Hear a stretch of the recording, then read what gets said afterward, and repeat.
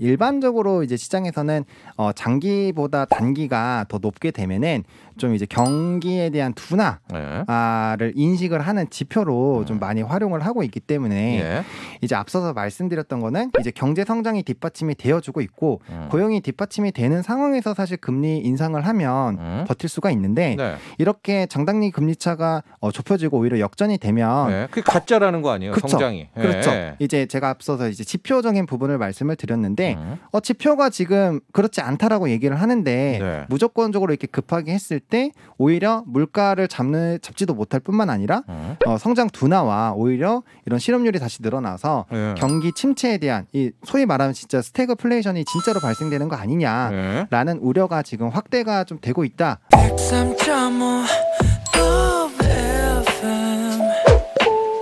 돈을 이해하는 시간 정철진의 목돈연구소. 이어서 여러분의 성공 투자를 응원하는 정철진의 목돈연구소가 방송됩니다.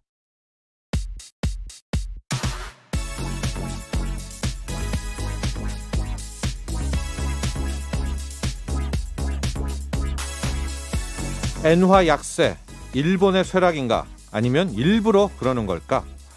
이 최근 엔화의 가치가 떨어지는 엔화 약세가 극심해지고 있습니다. 이번 주엔 100엔당 1,000원도 깨져서 990원대까지 내려왔는데요. 3년 3개월 만에 가장 낮은 수치고 한때 100엔당 1,500원도 넘었던 것을 생각하면 엔화 가치 정말 많이 떨어졌습니다. 그런데요, 이 엔화는 달러 다음으로 인기가 많은 안전자산입니다. 요즘처럼 전쟁이 나거나 사건 사고가 터지면 사람들은 엔화로 달려들었고요. 그래서 위기 때는 엔화는 항상 강세였죠. 하지만 지금 상황은 대반전이고 그래서 많은 사람들이 일본이 진짜 몰락하는구나 라는 의견을 내고 있습니다. 다만 이상한 건 지금 전 세계적으로 다들 금리 올리고 시중의 유동성도 걷어들이는데 유독 일본만은 돈을 더 풀고 있다는 거죠. 그래서 지금의 엔화 약세가 일본이 일부러 의도한 것이 아니야? 이런 의심도 있습니다. 30년간 성장이 멈췄던 일본은 일부러 인플레이션을 만들려는 걸까요? 요즘에 나오는 엔화 약세 미스터리, 상반기엔요 그 해답이 나올 것 같습니다. 4월 1일 목돈연구소는 이 노래로 문을 열어봅니다. 엔플라이입니다. 옥탑방. 네, 매일 오전 11시부터 12시까지 목돈연구소 함께하고 계시고요. 저는 소장 정철진입니다. 듣고 오신 첫 곡이 엔플라잉의 옥탑방이었었는데요. 제가 오프닝에서 지금 엔화 약세 이야기했잖아요. 정말 심하고 문제는 좀 미스테리하다는 데 있죠. 당연히 요즘 같은 시장, 우크라이나 사태들, 또 미국이 저렇게 긴축한다거나 좀 또 중국의 또 상하이 봉쇄 이럴 때는 엔화가 강세로 가야 되는데 약세도 이런 약세가 없습니다. 그래서 좀 이상하다, 요상하다 이야기를 많이 하고는 있는데 저도 좀 이해가 안 가는 게 있어요. 지금 잘 보세요, 여러분들. 다 금리 인상하고 긴축하죠. 유럽은행도 ECB도 한다고 하고 캐나다도 한다고 하고 미국은 당연히, 우리는 이미 금리 올렸죠. 일본은 안 합니다. 일본만은 계속 엔화를 풀고 있어요. 그러니까 왜 그래? 이럴 생각이 있는데 저는 좀 의도하는 것 같아요. 일본 경제는요 30년간 물가가 오르는 인플레를 정말 기다렸잖아요. 근데 이번에 기회를 잡은 것 같아요. 원자재는 오르는데 이때 엔화만 약세되면 어떻게 했습니까? 일본도 원자재 수입해야 되니까 막 엄청나게 솟구치겠죠, 물가가.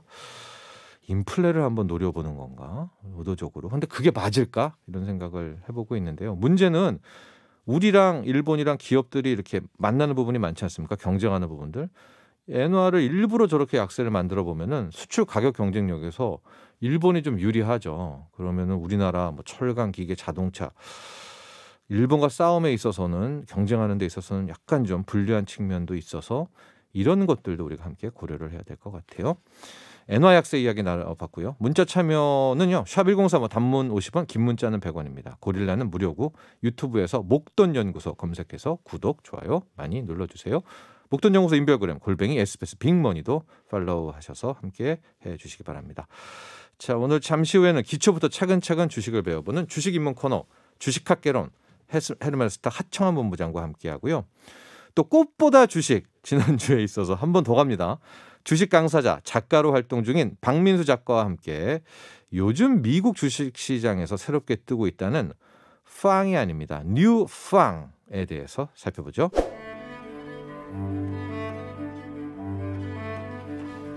뭐든 시작이 중요하고 기초가 탄탄해야겠죠.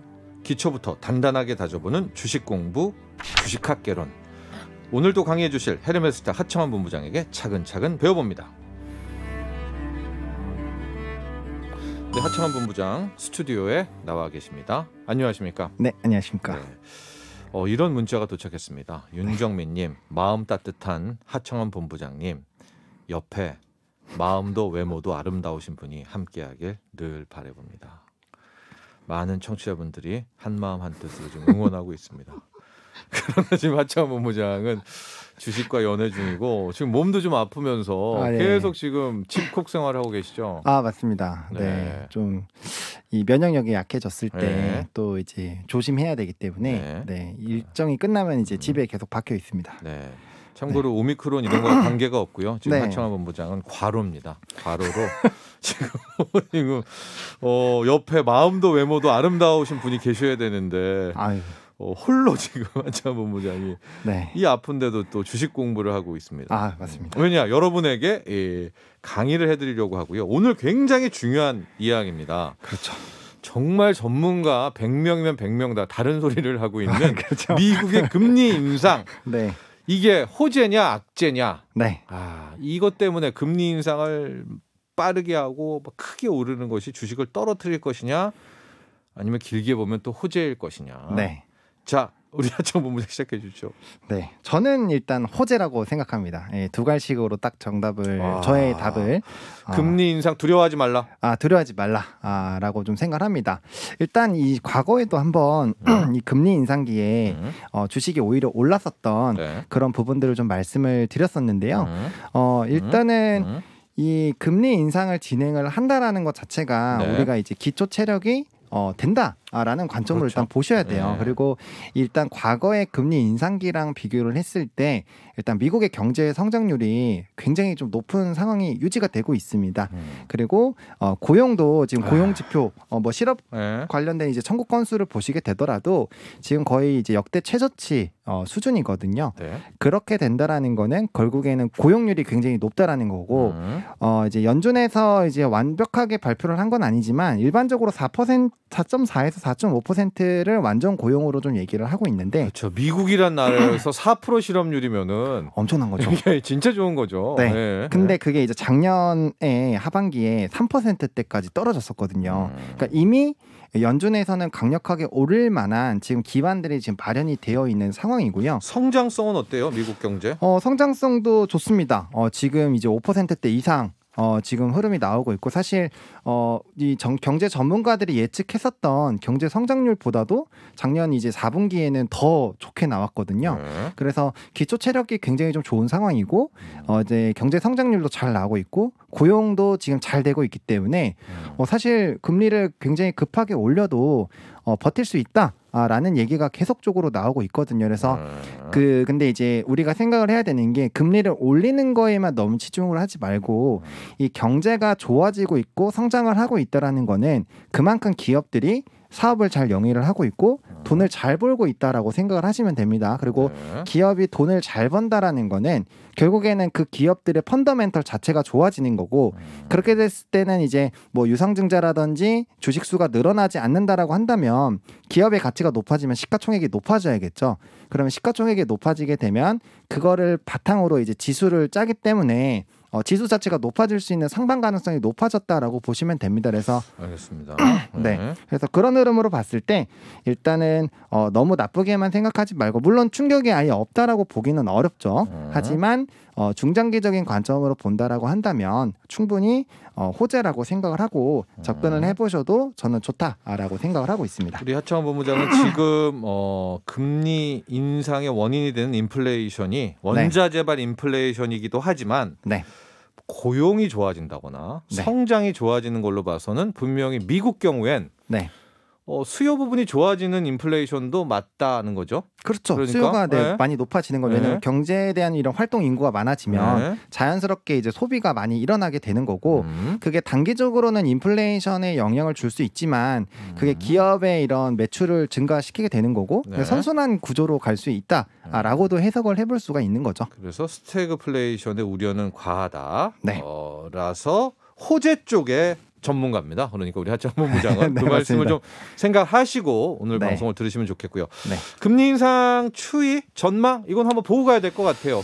앞으로 빨리 많이 올릴 거란 이야기도 점점 많이 나오는데. 네, 그 시장에서 이제 대부분이라고 좀 표현해도 될 정도로 지금 좀 이 저울추가 좀 기울어져 있는 상황입니다. 지금 빅스텝 흐름으로 좀 가지 않을까라고 보고 있는데 일단 시장에서는 연준이 5월과 6월 FOMC 정례 회의에서 이제 50bp 빅스텝이죠. 네, 0.5%포인트씩 빵빵. 네, 2번 올릴 것으로 좀 예상을 하고 있고요. 뭐 시티 같은 이제 글로벌 IB 투자들 있잖아요. 이런 투자 은행들에서는 연준이 5월, 6월, 7월, 9월에서도 전부 다 이 빅스텝으로 기준금리를 올릴 것으로 예상을 하고 있습니다. 그러면 이게 뭡니까? 연말에는 거의 1.9%가 아니라 2%도 넘는다? 네, 미국의 기준금리가? 그렇죠. 그래서 연말까지 2%가 넘게 되고 오히려 이제 내년 하반기 정도부터는 다시 좀 인하를 하는 왜냐하면 지금 경제 성장률도 그렇고 고용도 좋다 보니까 빠르게 이제 금리를 인상을 시켜서 이런 인플레이션에 대한 부분을 빨리 좀 잡고 그리고 지금 워낙 체력이 이렇게 좋은 상태가 사실 언제까지 유지가 될지는 또 우리가 생각을 해봐야 되잖아요. 그래서 체력이 강할 때 이런 것들을 좀 빠르게 좀 진행을 하지 않을까라는 부분이 좀 예상이 많이 되고 있고요. 물론 우리가 이제 경제 지표라든지 그런 이제 부분들을 좀 확인을 해봐야겠죠. 이런 경제 지표 흐름들이 실질적으로 우리가 생각한 것처럼 지금 굉장히 강한 체력을 유지를 하는지 이런 부분들을 좀 체크를 해봐야 되겠지만 일단은 현재 수준에서는 굉장히 좀 높은 상황으로 좀 이제 이 빅스텝 흐름이 유지가 될 것으로 예상이 되고 있고요. 이거는 좀 심한데 이 정도로 세게 올리는데 이것도 호재예요? 저는 4번까지는 아니다라고 생각을 하고 있습니다. 그러니까 어느 정도까지? 한 2%는 괜찮다? 네, 2% 정도까지. 기준금리가. 네, 그 정도까지는 저는 좀 충분히 소화가 가능하지 않을까라고 보고 있는 상황이고요. 또 이제 국내에서 이제 투자 증권 연구원들도 지금 예상을 하고 있는데 일단 한국증권 이제 김중영 연구원 같은 경우는 이제 내년 상반기까지 금리를 225에서 250bp 올릴 것으로 예상한다라고 얘기를 했고요. 이제 1994년에 이제 300bp를 올렸었던 그런 흐름과 좀 유사하게 되지 않을까라고 전망을 하고 있고요. 2.5%까지 간다는 거 아니에요? 그렇죠. 네, 그리고 이제 다울투자증권에서도 이제 5월과 6월은 50bp가 올릴 가능성이 굉장히 높다라고 전망을 하고 있기 때문에 뭐 물론 모든 전문가랑 모든 기관이 이렇게 좀 전망을 하는 건 아니지만 일단은 좀 많은 시장 기관들이 이렇게 좀 올릴 것으로 예상을 한다라는 거는 가능성 자체는 좀 높다라고 보고 접근을 하는 거죠. 네. 그렇습니다. 올해는 세게 금리를 많이 그렇죠. 그것도 큰 폭, 빅스텝으로 올릴 거다. 그럼에도 불구하고 하청환 본부장은 아직까지는 괜찮고 이것이 결국은 또 약간의 타격은 있으나 새로운 주가 상승의 기회가 될 것이다라고 계속 이야기를 하는데요. 요 숙제를 한번 풀어보죠. 저희 목돈연구소에서는 거의 라디오 사상 최초로 이 문제를 계속 다루고 있습니다. 장단기 금리 역전이라는 문제인데 우리 하청 본부장이 이 얘기도 좀 해야 될 것 같고 지금 금리 오르는 것도 오르는 거지만 많은 시장 우려는 장기물 10년 이상이죠. 장기물 5년 이하 금리의 역전 이 부분을 많이 초점을 두고 있어요. 맞습니다. 이제 통상적으로 단기가 이제 장기보다 높아지게 되면은 이 비이상적이잖아요. 원래 이제 장기물이 당연히 금리가 높아야 정상인 거죠. 만기가 길다는 건 그 사이에 얼마나 많은 위험이 있겠습니까? 그러니까 금리가 더 높아야죠. 당연히 그렇게 돼야 되는데 지금은 사실 이 격차가 굉장히 많이 좁혀졌고요.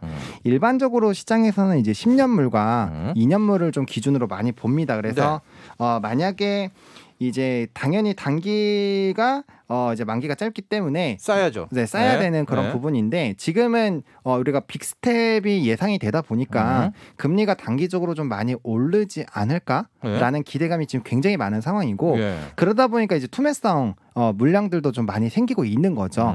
그러다 보니까 지금 단기 가격이 좀 높아지고 있어서 이런 금리 차가 지금 오히려 역전이 될 것으로 예상이 되고 있는데 단기물 금리가 더 막 올라가요. 같이 올라도 그렇죠. 단기물 금리가 더 많이 올라요. 그렇죠. 아무래도 그쪽으로 좀 배팅이 많이 될 수밖에 없기 때문에 그래서 만약에 그런 식으로 좀 진행이 된다라고 한다면 일반적으로 이제 시장에서는 장기보다 단기가 더 높게 되면은 좀 이제 경기에 대한 둔화를 인식을 하는 지표로 좀 많이 활용을 하고 있기 때문에 이제 앞서서 말씀드렸던 거는 이제 경제 성장이 뒷받침이 되어주고 있고 고용이 뒷받침이 되는 상황에서 사실 금리 인상을 하면 버틸 수가 있는데 이렇게 장단기 금리 차가 좁혀지고 오히려 역전이 되면 그게 가짜라는 거 아니에요? 그렇죠. 성장이. 그렇죠. 이제 제가 앞서서 이제 지표적인 부분을 말씀을 드렸는데 지표가 지금 그렇지 않다라고 얘기를 하는데 무조건적으로 이렇게 급하게 했을 때 오히려 물가를 잡지도 못할 뿐만 아니라 성장 둔화와 오히려 이런 실업률이 다시 늘어나서 경기 침체에 대한 이 소위 말하면 진짜 스태그플레이션이 진짜로 발생되는 거 아니냐라는 우려가 지금 확대가 좀 되고 있다라고 보시면 될 것 같습니다. 그래서 지금 차이가 0.15밖에 차이가 안 납니다. 3월 28일 기준으로 본다면 역전 되겠어요. 네, 거의 역전이 지금 되는 방향으로 방향성이 좀 잡혀지고 있고요. 그래서 이제 아무래도 이런 매파적인 흐름들이 유지가 사실 이렇게 지금 시장 전망 자체가 굉장히 급하게 올릴 것으로 예상이 되고 있기 때문에 이러한 기조가 단기적으로 또 끝날 것인지 아니면 이제 이게 뭐 2번, 3번 올릴 때까지도 단기 금리가 더 높은 상황이 유지가 된다라면은 더 이상 시장에서는 이 부분을 좀 긍정적으로 보기 어려운 시각으로 된다라고 한다면 투심이 굉장히 빠르게 또 악화가 될 수가 있고 그렇기 때문에 우리가 그럼 이 부분은요. 장단기 금리 역전이 나오는 거예요. 그러니까 10년물 금리가 있습니다. 여러분들 뭐 찾아보시면 돼요. 쉽게 찾으면 미국의 2년물 금리도 있는데 미국의 2년물 금리가 10년물 금리보다 더 높아지는 상황이 발생해요. 하고 그게 안 바뀌어요. 쭉 가서 완전히 이제 장기와 단기의 금리 역전이 추세가 나온다. 그러면 그렇죠. 하창원 본부장은 위험 신호다 이렇게 보십니까? 아니면은 이것도 괜찮다? 저는 그러면 상당히 좀 조심해야 되지 않을까라고 생각합니다. 보수적인 의견을 드릴 수밖에 없는 게 제가 이제 앞서서도 설명을 드릴 때 지금 올려도 괜찮은 이유는 경제 성장이 뒷받침이 되어주고 있고 그에 따른 이제 실업률도 적고 이런 이제 소비 심리도 활발하게 되기 때문에 전반적인 이제 인플레이션 부분들을 또 이제 해소할 수 있는 그런 기반이 되어 있는 상황이기 때문에 이렇게 금리 인상을 급하게 하더라도 충분히 버틸 수 있다라는 관점인데 만약에 이게 기조로 추세로 만들어졌다라는 거는 사실 경기 둔화에 대한 지표로 괜히 쓰이는 게 아니잖아요. 그러다 보니까 상당 부분 조심을 해야 되는 관점으로 바뀌지 않을까라고 보고 있고 그런 경기 둔화에 대한 시그널이 계속 나오고 있음에도 불구하고 만약에 금리 인상을 더 이제 계속 진행을 한다. 그거는 아마 시장 참여자들이 굉장히 좀 공포 심리를 느낄 것이고 특히나 국내 증시 같은 게 또 이제 외국인에 대한 수급 영향이 크다 지금 보니까 안 좋아요. 지금도 굉장히 안 좋은데 요거 때문인가 이제 그렇게도 확인이 되겠죠. 그렇죠. 그런 부분을 좀 체크를 해보실 수 있기 때문에 상당히 좀 보수적으로 본다라고 말씀을 좀 드려보도록 하겠습니다. 그렇습니다. 10년물 금리가 더 올라야죠, 여러분들. 막 금리를 올리면 그런데 이게 떨어진다는 건 누군가가 10년물 채권을 막 사는 겁니다. 그거 왜 사겠습니까? 주식 같은 거 안 하고 뭔가 지금 끼미새가 이상하니까 그거를 사는 거여서 이 장단기 금리 역전이 좀 위험 신호다 이렇게 받아들이는 것이고요. 즉 관련해서 연준의 능력 이런 부분도 많은 도마에 오르고 있습니다. 과연 연착륙을 시킬 수 있을까? 이 과열금 국면을 누가 봐도 지금 거품이 있죠. 주식도 그렇고 부동산도 그렇고. 그래서 사실 뭐 지금 연준에서는 이제 뭐 과거에 이제 1994년 이제 앞서서 300bp 올렸었던 그런 사례와 3% 포인트입니다.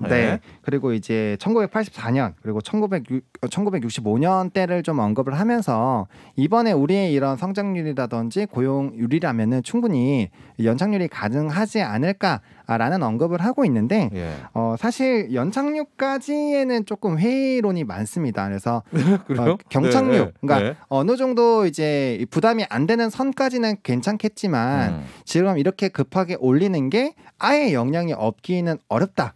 라는 관점이 좀 시장에서는 크다라는 거죠. 그래서 지금의 이런 지표들이 계속적으로 유지가 된다라면은 정말로 연착륙이 가능할 수도 있겠지만 사실 이제 뭐 벌써부터 장단기 금리 차에 대한 문제도 금리 역전, 금리 역전에 대한 부분부터 사실 문제가 되고 있고 이러한 기조가 된다면 사실 이제 뭐 신흥국과 이제 미국과의 또 금리 차이도 이런 외국인들의 수급에 굉장히 좀 크게 영향을 줄 수가 있기 때문에 그런 부분들까지 좀 고려를 해본다라면은 일단은 좀 경착륙 쪽으로 방향성을 잡고 보는 게 맞지 않을까라고 생각합니다. 앞뒤가 안 맞잖아요. 하청원 본부장 괜찮다면서요. 금리 인상이. 근데 또 왜 경착륙이에요? 그러니까 이제 아예 그런 성장이라든지 고용에 영향을 주지는 않기는 어렵다라는 그렇죠. 영향은 주지만 충분히 소화가 가능하다라는 부분이 저의 의견입니다. 시장에 약간 좀 조정이 있나요? 시장의 조정이라기보다는 일단 앞서 말씀드린 것처럼 기업의 이런 성장이 나오게 되면 저는 이런 지수 자체가 상승을 하게 되면 전반적인 업종에 대한 이런 상승이 기대가 되기 때문에 뭐 아예 조정이 없다라고 볼 수는 없지만 극복한다. 충분히 극복하고 상승 기조로 방향성을 잡지 않을까가 저희 생각입니다. 네. 최근에 미국 증시도 그렇고 우리도 그렇고요. 좀 이해 안 가는 부분이 이제 금리 인상기이자 금리 상승기잖아요. 네. 금융주가 올라야 되잖아요. 그렇죠. 잘 못 오르기도 하고 이거 왜 이래? 약간 좀 의아한데요. 사실 그거는 좀 우리나라 국내 증시의 좀 일반적인 특성이라고도 볼 수 있는 게 그래요? 왜요? 네, 이게 금융 섹터에 투자를 하시면 소위 말해서 고구마를 먹는다라는 얘기를 많이 나오거든요. 그게 왜 그러냐면 금융주들이 굉장히 실적도 좋고 사실 저평가입니다. PBR 1배 안 되는 기업도 많아요. 근데 그럼에도 불구하고 수급이 안 몰립니다.